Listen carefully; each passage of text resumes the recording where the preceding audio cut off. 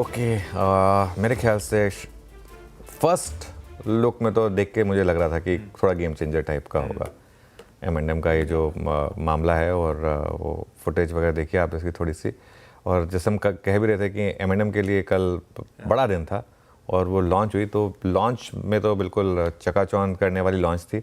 और देखते हैं फिर, क्योंकि महिंद्रा ने अब तक जितनी भी गाड़ियाँ उतारी हैं उसमें सब में कमाल किया है, चाहे वो स्कॉर्पियो हो, चाहे वो XUV हो, चाहे वो TUV हो, जो भी है। बस ये इनके नाम ये किस तरीके से सोचते हैं ये एक बार पूछना पड़ेगा, बट अदरवाइज मैं वही बोलने वाला था। उधर वाली सीरीज अलग थी, इधर वाली भी पता नहीं कहाँ निकल ली। हाँ मतलब कहाँ से, मतलब क्या जो भी नाम सोचते हैं, लेकिन जो भी है एटलीस्ट गाड़ियाँ अच्छी हैं, इसमें कोई डाउट नहीं है। और महिंद्रा की मैं तो खैर वीरू की स्कॉर्पियो चलाई थी, मुझे बहुत अच्छी लगी थी, लेकिन मतलब ये लॉन्च अच्छी थी। और महिंद्रा ये मेरे आज बिग स्टॉक्स में भी है, इस पर बात करूंगा मैं कुछ देर में। लेकिन पहले आज के क्यूज़ पर आते हैं। आशीष, आज मैं एक डिपार्चर कर रहा हूँ, आज मैं ग्लोबल क्यूज़ के साथ शुरुआत कर रहा हूँ शो की, क्योंकि आज ग्लोबल क्यूज़ में एक ऐसी चीज़ है जो हम नॉर्मली शायद काफ़ी टाइम से वेट कर रहे थे। इजराइल और हिजबुल्लाह के बीच में जो सीज़ फायर एग्रीमेंट हुआ, देखिए पॉजिटिव है। अब बड़ा पॉजिटिव तब आएगा जब इजराइल और हमास का सीज़ फायर हो और रशिया और यूक्रेन की वॉर ख़त्म हो। मार्केट को शायद ये मानना है कि वो भी शायद होगा, तो इस वजह से ये एक पॉजिटिव संकेत है मार्केट के लिए। और इसका इम्पैक्ट है ब्रेंट क्रूड। आई थिंक कुछ हद तक मार्केट प्राइसिंग करने की कोशिश कर रहा था पिछले 3-4 दिन से, कल और थोड़ा सा गिरा, आधा डॉलर और गिर गए, हम करीब 72 68 पर आ गए। तो ये मार्केट के लिए आई थिंक आज एक पॉजिटिव खबर है, इस पर हम लैच ऑन करने की कोशिश करेंगे। शायद गिफ्ट निफ्टी भी इसीलिए ऊपर है, 43 पॉइंट्स ऊपर उस पर। उसके अलावा ग्लोबल क्यूज़ में क्या है, US market phenomenal. I think इतनी स्ट्रॉन्ग मार्केट मैंने नहीं देखी। US मार्केट रिकॉर्ड हाई पर, और S&P 500 ने 52nd time all time high लगाया, 52 बार। साल में 200 तो ट्रेडिंग दिन होते हैं, और अभी तो साल ख़त्म भी नहीं हुआ, अभी तो दिसंबर का पूरा महीना बाकी है। हाँ आशीष, और 52वीं बार ऑलरेडी नया हाई बना दिया S&P 500 ने। मतलब इससे ज़्यादा स्ट्रॉन्ग मार्केट नहीं हो सकती मेरे ख्याल से। 10 ईयर बॉन्ड यील्ड कल थोड़ी सी बढ़ी, उसका कारण ये था कि कल वो फेड के मिनट्स आए थे। फेड के मिनट्स काफ़ी हॉकिश हैं। अब ठीक है, मिनट्स हॉकिश हैं, लेकिन लोगों की एक्सपेक्टेशन अभी भी है कि एक 25 बेसिस पॉइंट की रेट कट आएगी। तो ये थोड़ा सा मामला देखते हैं आज किस तरीके से रहेगा। और उसके अलावा डॉलर इंडेक्स वो भी हल्का सा बढ़ा है। और आज US में वो FOMC वाला पॉइंटर मिस कर दिया आप लोगों ने, खैर कोई नहीं। और US में आज काफ़ी इंपॉर्टेंट आंकड़े हैं, आज PCA का आंकड़ा है और GDP का आंकड़ा है, तो उस पर भी काफ़ी नज़र आएगी, क्योंकि वो फेड के लिए काफ़ी इंपॉर्टेंट होते हैं देखने के लिए। हाँ, बड़े इंटरेस्टिंग क्यूज, और आज शाम को बड़े बड़े डेवलपमेंट्स, वहां पे बड़े बड़े आर्थिक आंकड़े आएंगे जिस पर हम रिएक्ट कर रहे होंगे। कल US के मार्केट्स कल छुट्टी बना रहे होंगे थैंक्स गिविंग की। खैर, चाहे वो कच्चा तेल हो ठंडा पड़ता हुआ, US के मार्केट्स का हैंडओवर हो जो बढ़िया मिला, और जो फेड मिनट्स हैं उसके बाद अभी भी लोग 25 बेसिस पॉइंट दिसंबर में कट एक्सपेक्ट कर ही रहे हैं, तो हैंडओवर बढ़िया। लेकिन अब वो एक बड़ा सवाल टेक्सचर रिलेटेड। पहले हम लोग बात करते थे सेल ऑन रैलीज का मार्केट है, बढ़िया वैसे ही रहा बाजार। फिर हमने गियर शिफ्ट करा Thursday onwards, buy on dips का मार्केट है, उसने बढ़िया भुना के दिया। अब कल के इस तरह के सेशन के बाद दरअसल टेक्सचर रिलेटेड व्यू बन क्या रहा है? बिल्कुल, कल का काफ़ी कंफ्यूजिंग था, है ना। कल मार्केट ने वापस सेल ऑन रैली कर दिया, कल सिर्फ एक दिन के लिए सही। लेकिन देखिए एक चीज़ है, 2 दिनों से मार्केट में ना फॉलो थ्रू मिसिंग है। और फॉलो थ्रू नहीं, नई तेज़ी का मतलब मेरा मतलब नहीं था। मेरा मतलब ये था कि एक बार गैप अप हो, उसके बाद वहाँ पर इंक्रीमेंटल बाइंग नहीं थी। मार्केट में गैप अप हो रहा है, लेकिन वो टिक नहीं पा रहा है, ये सबसे इंपॉर्टेंट है, ठीक है। मार्केट में तेज़ी, कॉन्फिडेंस कब आता है, जब स्क्रीन पर तेज़ी होती है। अगर गैप अप हो जाए और उसके बाद मार्केट ना चले, तो फिर वो कॉन्फिडेंस मिसिंग हो रहा है। जैसे कल हमारी बात हो रही थी कि कल गिफ्ट निफ्टी फ्लैट दिखा रहा था, लेकिन मेरा व्यू ये था कि नहीं, गैप अप होगा। और दिक्कत क्या हो गई कि जो गिफ्ट निफ्टी में ट्रेड कर सकते हैं उनको तो फ़ायदा मिला, लेकिन जो हमारी मार्केट में ट्रेड करते हैं उन्होंने किसी भी प्राइस पे लिया कल, तो इंटरडे में उनको कोई पैसा नहीं मिला। तो जब तक वो स्क्रीन पर तेज़ी नहीं होगी ना, तब तक आपको दिक्कत है। तो फॉलो थ्रू चाहिए मार्केट को, बेसिकली वो नहीं है। लेकिन उसका एक कारण ये है कि कॉन्फिडेंस अभी भी मिसिंग है आशीष। आप 10 लोगों से पूछेंगे ना, अभी भी लोगों में उतना कॉन्फिडेंस नहीं है शायद नया पैसा डिप्लॉय करने के लिए। लेकिन एक तबका नया पैसा डिप्लॉय करना शुरू कर रहा है फाइनली, FIIs। कल FIIs ने कैश मार्केट में खरीदारी की लगातार सेकेंड डे, और टेक्निकली ये पहला दिन है बाइंग का, क्योंकि कल की बाइंग में ना तो कोई MSCI का फैक्टर है, ना कोई ब्लॉक डील का फैक्टर है, कोई एडजस्टमेंट फैक्टर नहीं है। तो उस हिसाब से कल टेक्निकली 39 डेज के बाद पहली बार FIS की असल में बाइंग है।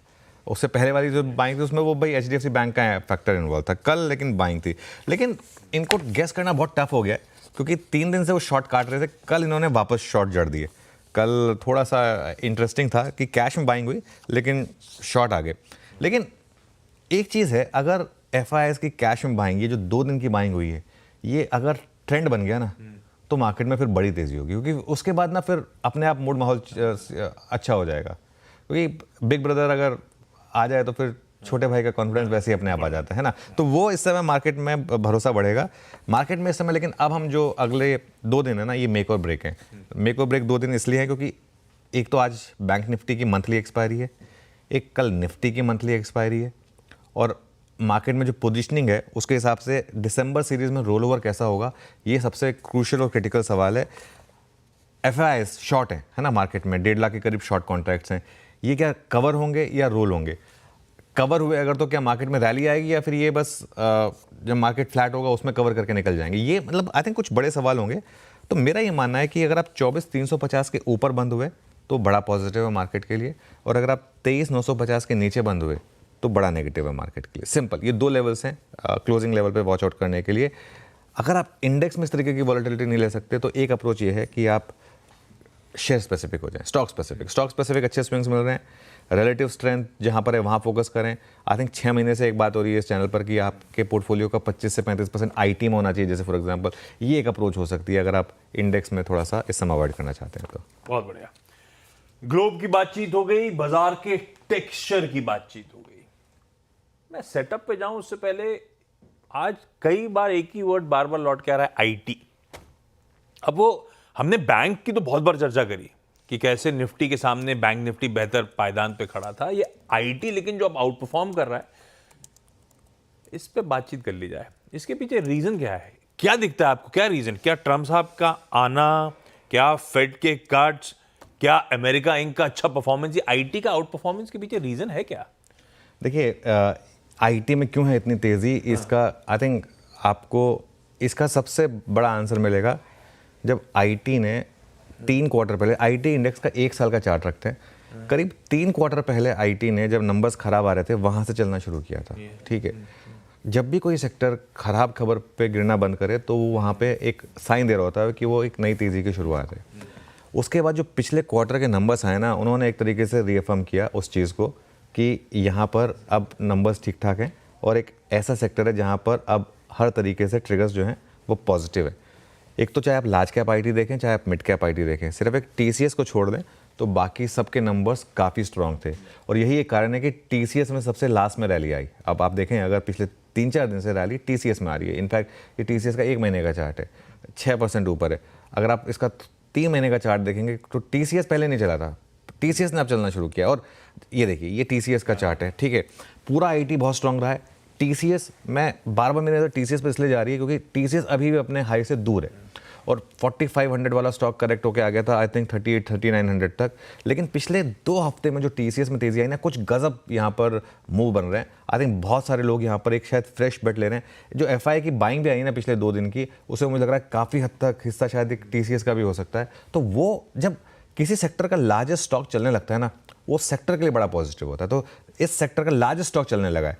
लार्जेस्ट बेलवेदर हम इन्फोसिस को इसलिए मानते हैं क्योंकि उसका फ्री फ्लोट ज़्यादा है, लेकिन लार्जेस्ट स्टॉक तो TCS ही है ना। तो TCS में बहुत शानदार मूव आने शुरू हुए हैं।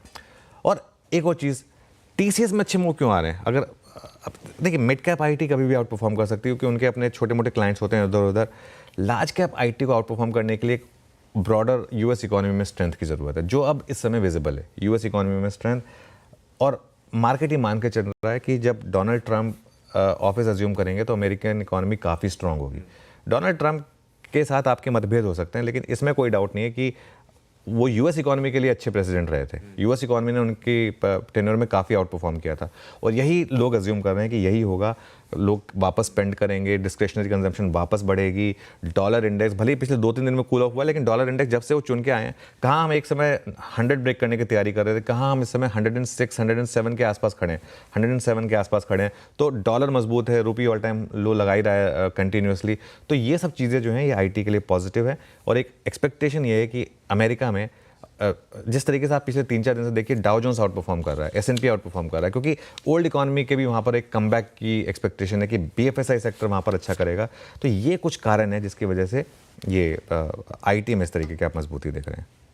बिल्कुल ठीक है। IT बढ़िया आउट परफॉर्मेंस, और अब तो वो हैवी वेट TCS भी बहुत बढ़िया मूव्स दिखाने की कोशिश करता हुआ। अब आइए आज के सेटअप पे।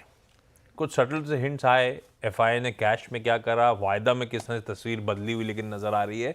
तो दरअसल सेटअप लग कैसा रहा है, कल के ट्रेडिंग सेशन के बाद ही समझ लिया जाए। उसके बाद आते हैं निफ्टी 50 के अप्रोच पे।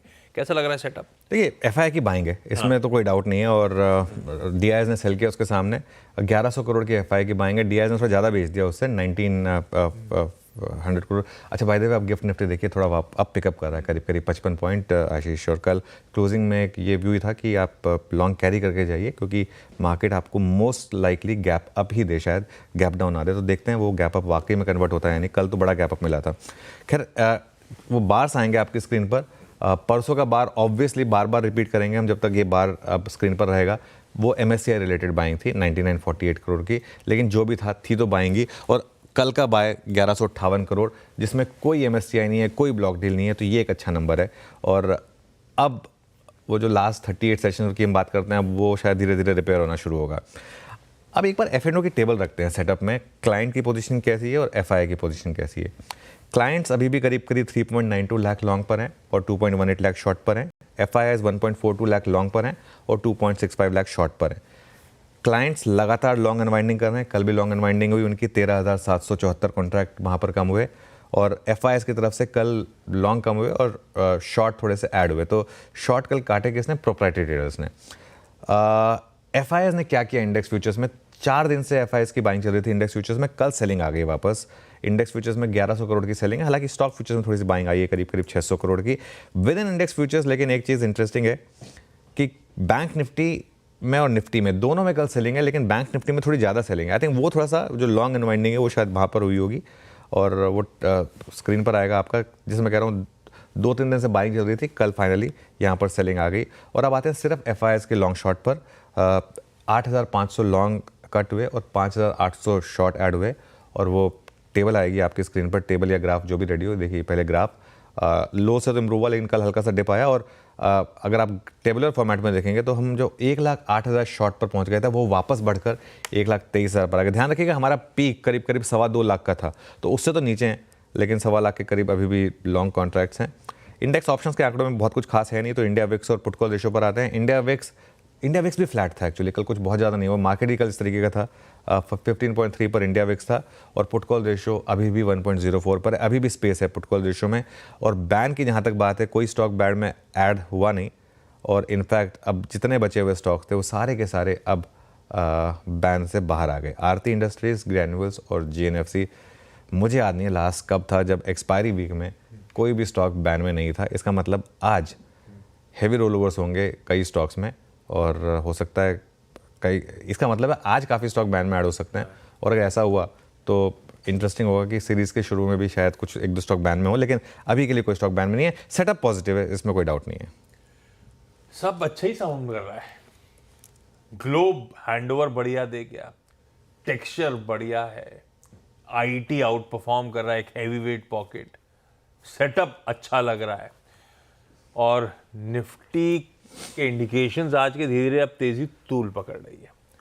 तो एक तो पहले जिन्होंने हमें सुनकर कल कमाई के अड्डा में हमारे साथ तेजी का कॉल लिया हुआ है, आज सुबह सुबह बढ़िया मीठी गेंद शुरू होने होंगे शायद उनके लिए। और अदरवाइज निफ्टी 50 में आज एक्सपायरी से, मंथली एक्सपायरी से एक दिन पहले रणनीति क्या होगी? बिल्कुल, देखिए उस पर आता हूं मैं कि जो लेकर लॉन्ग कैरी करके गए हैं उनको क्या करना है। पहले लेवल्स डिस्कस कर रहे थे, क्योंकि मैंने शुरू में कहा कि अब ये मार्केट लेवल बेस्ड हो गई है। पहले रेजिस्टेंस की बात करते हैं। पहला रेजिस्टेंस तो वेल डॉक्यूमेंटेड है, पिछले 2 दिन का हाई 24,340 से 24,350। मतलब उसमें 1-2 पॉइंट एडजस्ट कर लें, लेकिन वो ट्रेडर समझते हैं। बेसिकली वो अब आपका पहला रेजिस्टेंस है, उसके ऊपर, और वहाँ नहीं लेना है क्योंकि वहाँ पर लेने में आप फंस रहे हैं। उसके ऊपर अगर आप निकलें तो फिर 24,440 से 24,521 भी आपको देखने को मिल सकता है, जो कॉल राइटर्स जहाँ पर बैठे हैं। सबसे ज़्यादा कॉल राइटिंग 24,400 और 24,500 पर हुई है उस वजह से। ये तो हो गई रेजिस्टेंस पहले डिस्कस किया क्योंकि गैप अप हो रहा है। अब आते हैं सपोर्ट पर। सपोर्ट कहाँ मिलेगा? पिछले 2 दिन का लो 24,125 से 24,135। अगेन थोड़ा बहुत 5-6 पॉइंट आपको एडजस्ट करने होंगे उसमें, और अगर ये ब्रीच हुआ तो उसके बाद फिर बड़ा सपोर्ट आएगा आपका 24,000 से 24,050 ऑप्शंस का जोन और 20 डे मा। ये नहीं ब्रीच होना चाहिए क्लोजिंग पर, क्योंकि अगर ये क्लोजिंग पर ब्रीच हुआ तो मार्केट के लिए बड़ा नेगेटिव होगा। अब जैसे मैं कह रहा हूँ, ये मार्केट लेवल बेस्ड हो गया है। इस मार्केट में हो क्या रहा है आशीष? बाइंग ऑन डिप्स और सेलिंग नियर कंजेशन, ये दोनों काम कर रही है 2 दिन से। मतलब परसों भी एक सेल ट्रेड मिली आपको, कल भी एक सेल ट्रेड मिली 24,350 के आसपास। पहली तो बात पोजिशनल लॉन्ग, जो पोजिशनल लॉन्ग है, जो थर्सडे वाले लॉन्ग्स हैं, उनको तो कोई दिक्कत नहीं, वो तो 23,950 के स्टॉप के साथ बने रहे। उसकी भी मैं सिग्निफिकेंस बताता हूँ 23,950 की। अगर आप निफ्टी का डेटा देखेंगे ना इंडाइसिस पर जाकर, तो जब थर्सडे का जो लो था 23,350, वहाँ से जब हम रिकवर हुए, उसके बाद उस दिन का हाई 23,952 था। तो इसके लिए अगर किसी ने वहाँ पर एकदम तेज़ी से स्टार्ट किया तो मुझे लग रहा है वहाँ पर काफ़ी स्टॉप्स प्लेस होंगे। इसके लिए पोजिशनल लॉन्ग के लिए मैं 23,950 का एक स्टॉप रख रहा हूँ। जो कल BDST लॉन्ग करके गए थे, उनका जो अप्रोच सिंपल है, 50 पॉइंट मिल रहे हैं आपको, या तो 50 पॉइंट ले लें या फिर अपना बाय प्राइस पर एक स्टॉप लॉस लगा दें। ये हम अज्यूम कर रहे हैं कि गिफ्ट निफ्टी सही है। पिछले 2-3 दिन गड़बड़ हुई है गिफ्ट निफ्टी में। अब अगर करना क्या है, अगर 24,350 फिर फेल हुआ, गैप अप मिल रहा है, ऑब्जर्व करें, अगर 24,350 फिर फेल हुआ तो फिर वहाँ पर बेचें और एक 24,400 का स्टॉप लॉस रखें, क्योंकि इस ट्रेड ने काम किया है पिछले 2 दिन में। लेकिन अगर लोअर लेवल पर 24,125 बचे तो वहाँ पर बाय करें 24,050 के स्टॉप के साथ। बस इसमें एक चीज़ और ऐड कर रहा हूँ, अगर आपने 24,400 क्रॉस कर दिया, उसके बाद फिर आप चेस कर सकते हैं इस मार्केट को वाया कॉल्स, क्योंकि उसके बाद मुझे लग रहा है वो 24,350 वाले जो सब स्टॉप लॉसेस है ना, वो ट्रिगर होंगे और वो फिर बड़ी तेज़ी आपके लिए बना कर देंगे। तो ये आज की अप्रोच होगी निफ्टी पर। बहुत बढ़िया। तो बेसिकली खरीदारियों के लिए, खरीदने वालों के लिए या तो R1 के ऊपर चले गए या अपने पहले सपोर्ट के आसपास आए, तो either ways आप खरीदें। या तो रेजिस्टेंस को क्रॉस कर लो आप, हाँ। और या फिर पहले सपोर्ट पे आ रहे हो तो एग्जैक्टली क्लियरली दिखने लगे कि भाई लोगों के शॉर्ट कटने वाले हैं, अब लोगों के स्टॉप लॉसेस लगने वाले हैं, तो या तो उसका एडवांटेज लिया जाए, या फिर सपोर्ट 1 अगर बचने लगे तो इन बिटवीन बाय करने में आप फंसेंगे। इन बिटवीन अगर आपने बाय किया, इंटरडे में मार्केट आपको रिवॉर्ड नहीं कर रहा है, तो इसके लिए या तो एक हमारी अप्रोच क्या रही है कि या तो आप फिर BTST करके जाएं, उसमें मार्केट आपको गैप अप दे रहा है, उसमें आपको फिर गैप अप में निकलने का मौका दे रहा है, या तो वो करके जाएं। अगर वो नहीं कर सकते, और बहुत लोग नहीं कर सकते हैं, और एंड आई रिस्पेक्ट दैट, तो फिर या तो S1 पर खरीदें या R1 क्रॉस होने दें, उसके बाद खरीदें। बिल्कुल ठीक, ब्यूटीफुल। ये है आपके लिए आज बढ़िया सी स्ट्रैटेजी। स्क्रीन्स को ऑब्जर्व करिएगा, गाइड करने के लिए होंगे स्क्रीन्स पे, लेकिन ये है रणनीति आज के लिए। निफ्टी बैंक दिखाइए स्क्रीन्स पे। आज है मंथली कॉन्ट्रैक्ट्स की इसकी एक्सपायरी का दिन। क्या करना है, पोजीशन कैसा और करें क्या? देखिए, निफ्टी बैंक में आज एक तो एक्सपायरी है और वही मंथली वाली एक्सपायरी है, तो इसके लिए थोड़ा सा आपको क्या बोलते हैं उसको, जो रेंज है, जो रेंज है उसका आपको थोड़ा सा रिस्पेक्ट करना पड़ेगा, है ना। तो बैंक निफ्टी की ऑप्शंस रेंज है क्या? 51,850 से 52,415। अगर आप पुट्स का डेटा देखें या कॉल्स का डेटा देखें तो 51,850 से 52,415 की एक रेंज है, ऑप्शंस की रेंज। बेसिक प्रीमाइज ये रहेगा, एटलीस्ट फर्स्ट हाफ में इस रेंज को प्ले करें, फर्स्ट हाफ में, और उसके बाद वेट करें या तो 52,415 क्रॉस हो आशीष, तो फिर 52,700 से 52,800 के लिए कॉल्स के थ्रू इस मार्केट को चेस करें, या फिर 51,850 के हम नीचे आना शुरू हों तो 51,500 से 51,600 के मूव के लिए पुट के थ्रू ट्रेड करें इस मार्केट को। एक्सपायरी का दिन है, ये चीज़ का ध्यान रखिएगा, मार्केट बहुत सारी स्विंग्स दे सकता है आपको, क्योंकि मार्केट के पास कोई ऐसा ट्रिगर नहीं है कि जो आपको वन वे तेज़ी या वन वे मंदी दिखाएगा। आज कोई मैक्रो, कोई माइक्रो, कोई ट्रिगर नहीं है मार्केट के पास आज। तो बैंक निफ्टी में आपको रिस्पेक्ट करना होगा ऑप्शन राइटर्स को, जो इतना बड़ा रिस्क लेते हैं। तो उस रेंज को रिस्पेक्ट करिए, आज इस रेंज को रिस्पेक्ट करिए, 51,850 से 52,415 की इस रेंज में ट्रेड करने की कोशिश करिए इस रेंज का। लेकिन अगर आपको एक्सपेंशन होता हुआ दिखे किसी भी साइड में तो उस साइड हो जाए। बेसिकली बहुत सिंपल है ये, वो जैसे कहते हैं नदी जिस तरफ बह रही है उस तरफ हो जाए, ये वो वाला मामला है। जब तक नदी ठहरी हुई है तब तक ठीक है, लेकिन जिस तरफ हो जाए फिर उस तरफ स्विमिंग करें। तो ये बैंक निफ्टी का एक बेसिक व्यू होगा। और निफ्टी बैंक का टेक्सचर अभी तक तो बाय ऑन डिप्स है जब तक 51,800 इंटैक्ट है। तो बड़ा टेक्सचर अभी भी मेरा वही है, 51,800 के स्टॉप के साथ बाय ऑन डिप्स करें। बस इसमें एक चीज़ मैं जोड़ देता हूँ, HDFC बैंक अब 2 दिन से लगातार ये स्टॉक 1800 क्रॉस कर रहा है इंट्राडे में, लेकिन क्लोजिंग में नहीं क्रॉस कर पा रहा है 1800 के ऊपर बंद हुआ है, लेकिन रैली बहुत शानदार है। और देखिए, जब भी एफआई की बाइंग आएगी, सबसे पहले HDFC bank, ICICI bank, TCS, Infosys, इस तरीके के स्टॉक्स में आती है नॉर्मली। तो इसके लिए इसको एक बार 1800 क्रॉस करना बहुत ज़रूरी है। अगर ये क्रॉस हुआ तो फिर बड़ा कॉन्फिडेंस आएगा बैंक निफ्टी में। नजर रखिए भैया एचडीएफसी बैंक पे खास तौर पे, और ये है लेवल्स। आज जब एक्सपायरी का दिन है, ये हमारा सदा हुआ अप्रोच होगा, लेवल्स की रिस्पेक्ट करिए। सीएनबी